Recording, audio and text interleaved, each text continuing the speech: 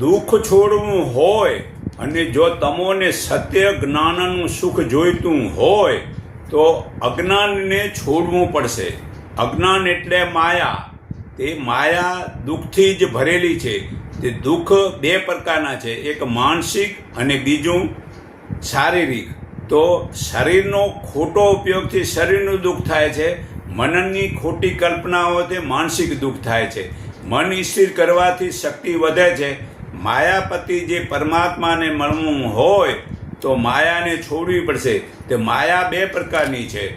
એક માયા વિદ્યારૂપી માયા વડે યજ્ઞ દાન તપ વગેરે કરાવે છે.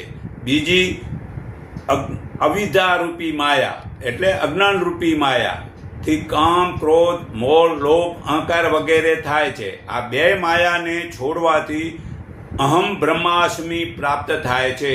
હું જ ભગવાન છું તે જ્ઞાન થાય છે. પરમ શક્તિને આત્માના જોડનાર તેમજ શારીરિક તથા માનસિક વ્યવહારને છોડવાથી તે પરમાત્મા કહેવાય છે.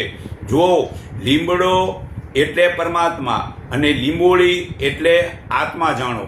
તો જેવી રીતે લીંબોળી લીમડાના ઝાડથી છૂટી પડે ત્યારે પસ્તાય છે કે મારે અને લીમડા વચ્ચે ઘણું જ દૂર છેટું પડી ગયું, પણ તેનું પસ્તાવું ખોટું છે. તેમનામાં બીજો લીમડો બનાવવાનું બળ છે, પણ ક્યારે? જ્યારે પોતે પૃથ્વી અને પાણીમાં એકરૂપ થઈ જાય ત્યારે. એવી જ રીતે તું તારી અજ્ઞાનથી માયાને ભૂલીને મન અને આત્માને એકરૂપ કરી બ્રહ્મ જ્ઞાન સદગુરુ વડથી મેળવી તો પરમાત્માથી છૂટો પડેલો તું પરમાત્મા રૂપ એક થઈ જઈશ. પરમાત્મા જરા પણ દૂર નથી. તો નાભીમાં ઉતરી જા, ત્યાં સાચું જ્ઞાન પ્રાપ્ત થશે. પછી ભલે પ્રકૃતિ જુદી જુદી દેખાય છે, પણ બધા જ આત્મા તો એક જ છે.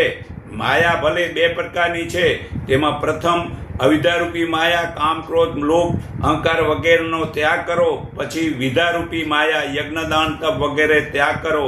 બંને માયાનો ત્યાગ કરવાથી જ છેલ્લે રહે છે તે પરમાત્મા સત્ય જ્ઞાન. પરમાત્મા રૂપ સર્વે દુઃખો મટી જાય છે.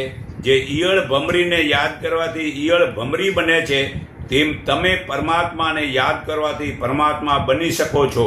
પણ સતત તમે પરમાત્માને આમ યાદ કરો તો પરમાત્માને જ ભૂલીને માયામાં રહેશો તો તમે ક્યારેય મતલબ કે પરમાત્માને પ્રાપ્ત કરી નહીં શકો.